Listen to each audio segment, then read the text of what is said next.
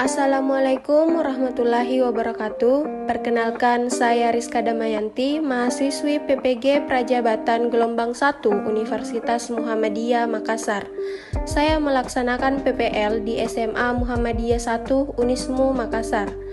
Dalam kesempatan kali ini, saya akan membahas materi mengenai profiling peserta didik untuk memenuhi mata kuliah pemahaman tentang peserta didik dan pembelajarannya.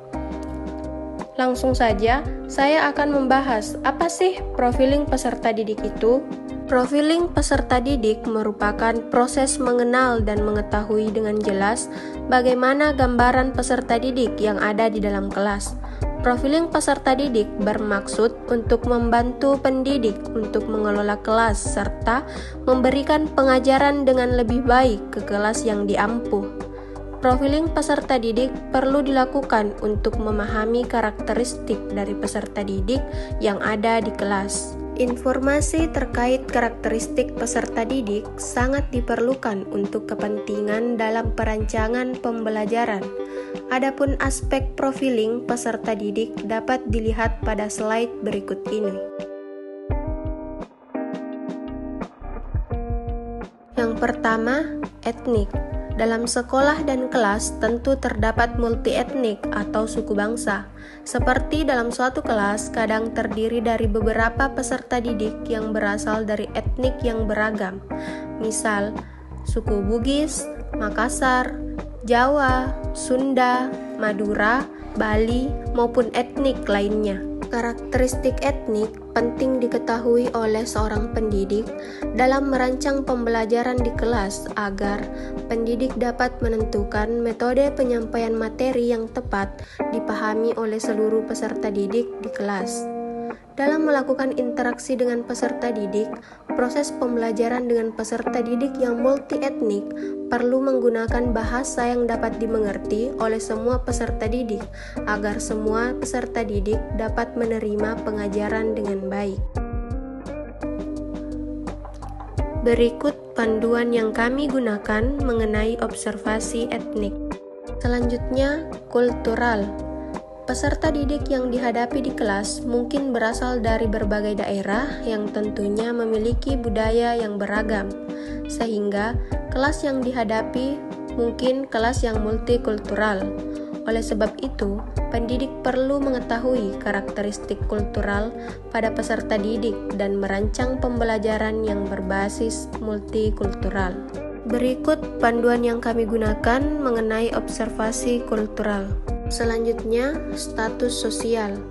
Peserta didik pada suatu kelas biasanya berasal dari status sosial ekonomi yang berbeda-beda. Peserta didik dengan status ekonomi sosial yang bervariasi menyatu untuk saling berinteraksi dan saling melakukan proses pembelajaran. Berikut panduan yang kami gunakan mengenai observasi status sosial peserta didik. Kemudian, minat belajar. Suatu sumber motivasi yang mendorong seseorang untuk melakukan kegiatan yang dipilihnya. Minat belajar peserta didik memegang peran sangat penting sehingga perlu bagi seorang pendidik untuk mengetahui karakteristik dari minat belajar mereka. Berikut panduan yang kami gunakan mengenai observasi minat belajar peserta didik. Selanjutnya, perkembangan kognitif. Menurut Piaget, tahap-tahap perkembangan intelektual peserta didik adalah sebagai berikut. Umur 0-2 tahun merupakan tahap sensori motorik, sedangkan umur 2-7 tahun merupakan tahap praoperasional. Kemudian umur 7-11 tahun memasuki tahap operasional konkret, sedangkan umur 11-15 tahun merupakan tahap operasional formal. Berikut panduan observasi mengenai perkembangan kognitif peserta didik kami lampirkan sebagai berikut. Kemampuan awal. Kemampuan awal merupakan keadaan pengetahuan dan keterampilan yang harus dimiliki terlebih dahulu oleh peserta didik sebelum mempelajari pengetahuan atau keterampilan baru. Cara untuk mengetahui kemampuan awal peserta didik dapat dilakukan melalui teknik tes, yaitu pretest atau tes awal, dan teknik non-tes seperti wawancara. Berikut panduan yang kami gunakan untuk observasi kemampuan awal peserta didik.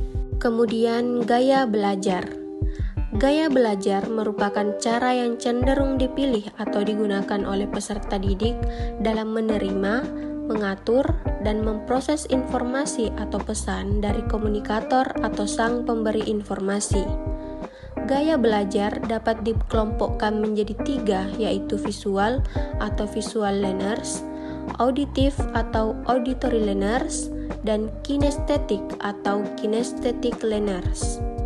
Berikut panduan yang kami gunakan untuk observasi gaya belajar peserta didik. Selanjutnya, motivasi. Motivasi merupakan suatu kondisi yang menyebabkan atau menimbulkan perilaku tertentu, yang memberi arah dan ketahanan atau persistence pada tingkah laku tersebut. Motivasi kadang timbul dari dalam diri individu itu sendiri, yang dikenal dengan motivasi intrinsik.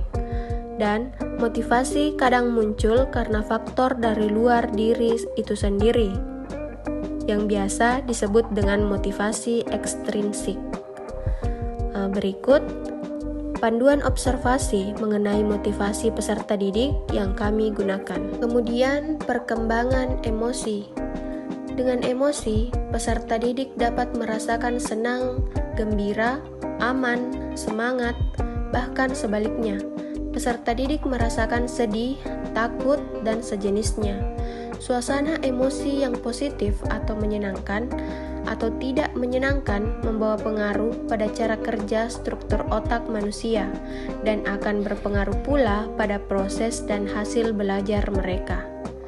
Berikut panduan observasi mengenai perkembangan emosi yang kami gunakan untuk peserta didik. Selanjutnya, perkembangan sosial.